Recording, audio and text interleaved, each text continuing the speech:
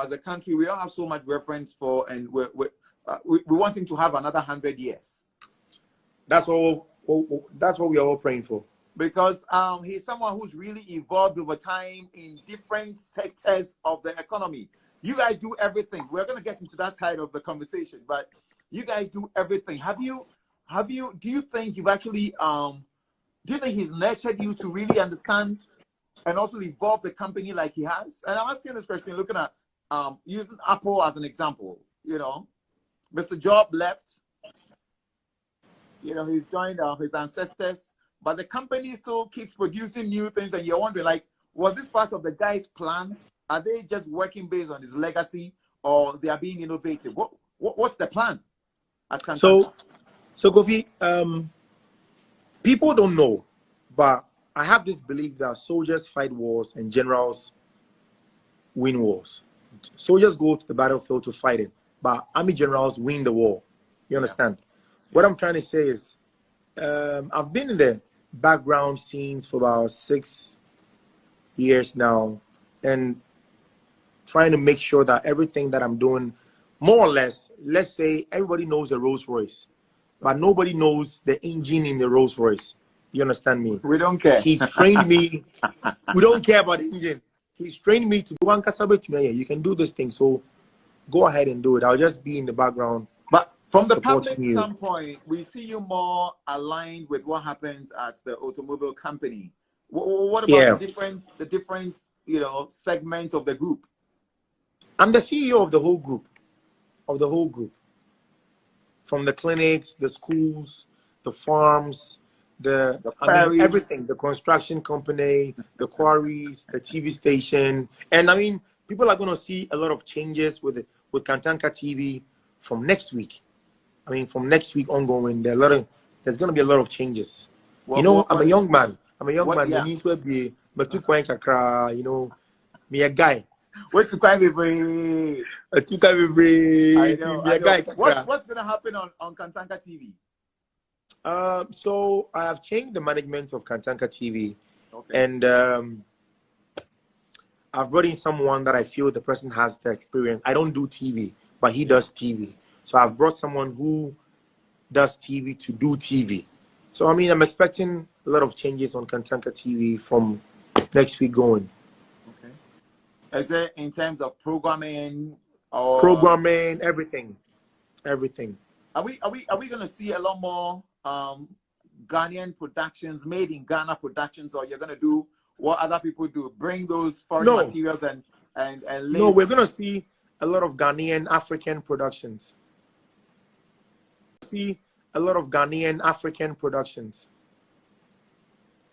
Wow. Yeah. Wow.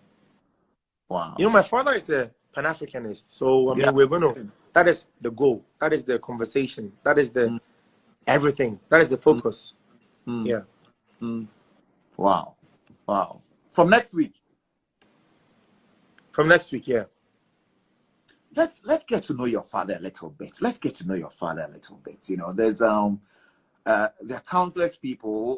What I know about your father, I have known him since 1995, and since 95. Actually, since 92. That's when I moved to Taifa, and one of the things we used to experience back in the day, whenever the lights went down at Taifa, people would say, "Oh, Charlie, Apostle, saw the helicopter." Or, he was working on this helicopter on top of your story building.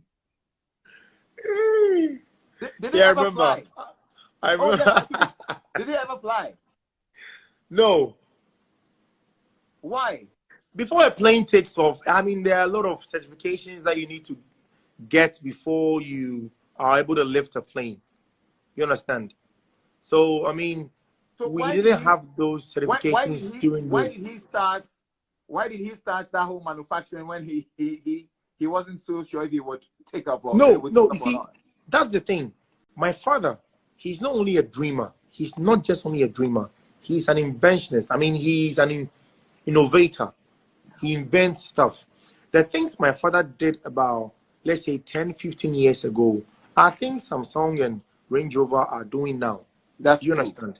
The things my father did about 15 years ago are things that people are doing now and they are flexing about it. The things my father did now are things that me, Koji Safo Jr., I have come back after 15 years and now I have put all those products on, let's say, every 2 years release date. Yeah. You understand? So he's done things. He's more like he's a prototype. He himself is a prototype. He doesn't do prototypes. He's a prototype. I think his model of a human being was supposed to be released about 2050 or something.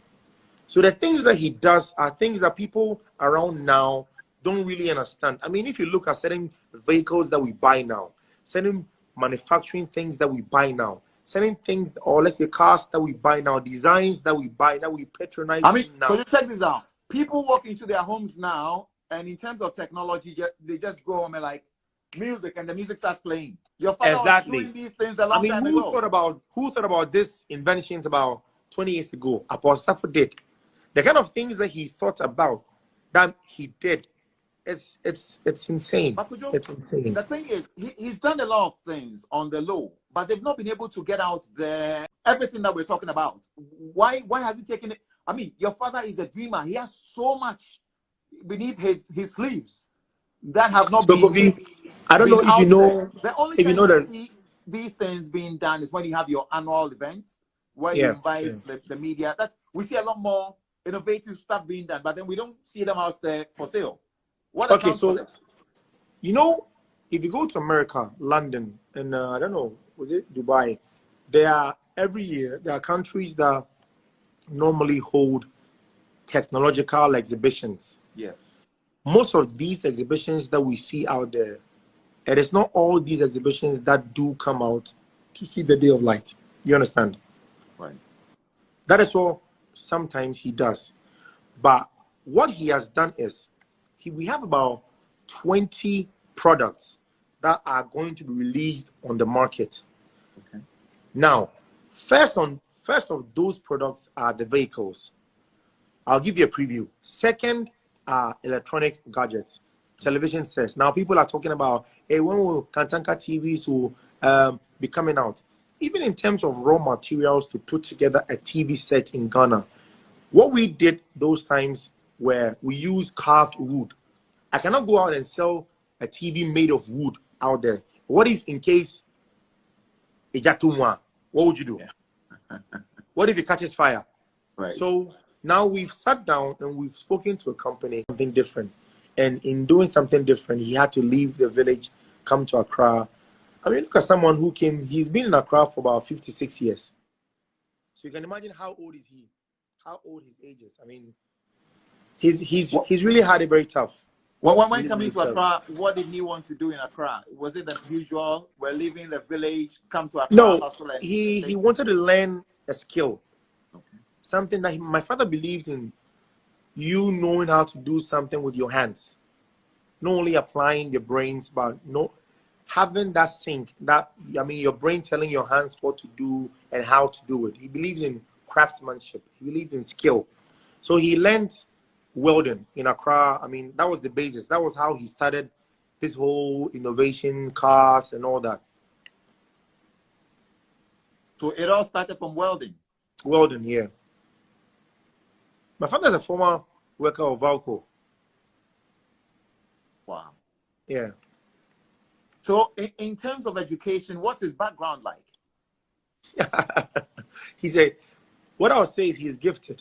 I mean, someone who tells you, I'll tell him that this is what we want to do. We want to do it this way, this way, this way. Okay. By morning, when he wakes up in the morning, he basically say, we'll do it this way, we'll do it this way, we'll do it that way, do it that way, do it that way. And he will come up with all the blueprints.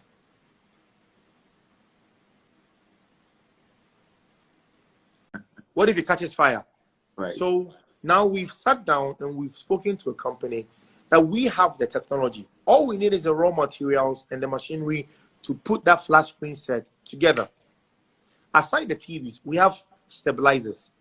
We have a whole lot of electronic gadgets that we want to release into the market. But everything is a step-by-step. Probably my father was just trying to build those things, wait for me to outdoor them into the world. Right. Yeah. Let's get to know him a bit up close and personal. And before we do that, I have to say a very big thank you to Wembley Sports Construction Company Limited. We're proud to have you as our sponsors. We really appreciate you. And of course, All Smile Dental Clinic. But getting to know your father up personal. What was growing up like for him? Let us get to know you. I know you're Ashanti. Where in Ashanti do you come from? Asuminya. Okay. Asuminya. I mean, my dad grew from total poverty. This is a man who one time decided to commit suicide because he was that broke. My father didn't get the kind of things that my kids are getting, or let's say I got when I was growing up. My father is more like a rose that grew from concrete. Right. He had nothing. I mean, from a very poor family, with a father also from a very poor family. One of the things that even killed my family members in the village was hunger. Really? So he sat there one day. This is what we want to do. We want to do it this way, this way, this way. Okay. By morning, when he wakes up in the morning, he say, we'll do it this way, we'll do it this way, we'll do it that way, do it that way, do it that way. And he will come up with all the blueprints.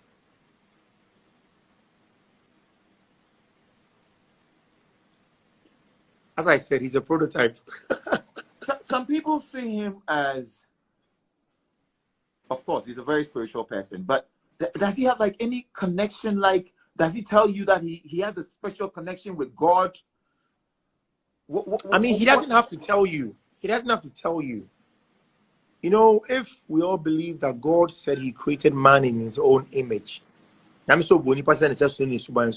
mean, I don't have to know God, but if I have to believe that statement, that is true, I have to look at my father. How special he is. He's selfless. He's, I mean, I don't know how to describe him. Let me say this for the benefit of our viewers. Speaking of your father being selfless, so this story building that I was talking about at Taifa, right, is not too far from the Taifa station, and it's a huge, still probably the biggest building within Taifa. This building houses people from different walks of life, people who have no connection